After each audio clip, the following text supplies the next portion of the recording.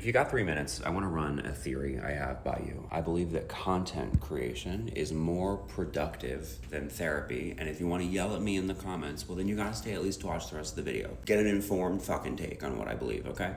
I'm not going to do the clickbait thing. I'm not going to be like, therapy's bad. I love therapy. I'm in therapy right now. I'm in somatic therapy for fucking years of trauma and like not knowing how to feel my feelings, all these things. I don't actually think I could have gone into therapy if I hadn't been creating content over the last 3 years and had changed myself and my life as much as I have. Therapy is where you go in a room and you sit and you either talk to somebody or whatever modality it is, and you most of the time dig around in the past, whether it's the recent past or the long ago past, to figure out why. To explore feelings, maybe it's cognitive behavioral therapy, so it's very talky. Maybe you're doing some modality that involves art or movement, but it's all internal. Content creation, showing up, me deciding to make this video right now, me deciding what I'm saying in this video, me deciding that I'm gonna be in a robe and holding my iced coffee for the duration of the video. Content creation isn't merely just content creation, it is like publicly self-defining.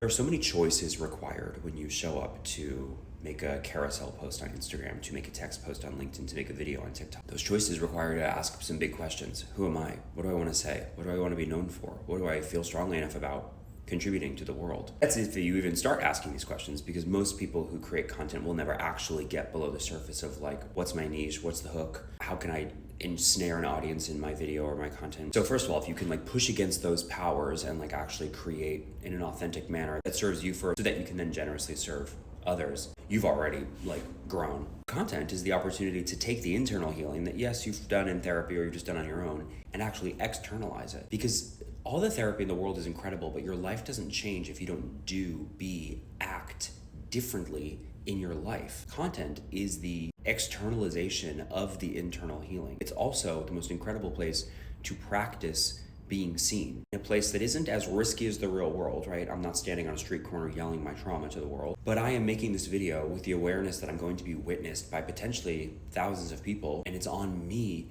to stand strong in who I am, hold tightly onto my self-trust, and be who I want to be without falling back on the habits I have of being somebody for the rest of the world. And since there is nobody here, nobody giving me the cues and stimuli that I typically get in the real world that I ping off of to decide who I should be, I'm an entirely self-generated person right now, which is why you go blank on camera. If you want to work with me one-on-one or yell at me face-to-face, whatever, apply to work with me in the bio. Therapy is fantastic. Don't not do therapy. Content is a tool for self-healing you've never thought of because no one's really having this conversation but me. And it is an opportunity to integrate the fragmented parts of yourself by asking yourself questions you're not typically willing to ask yourself, and then make some really hard choices like, well, who the fuck do I want to be right now and what the fuck do I want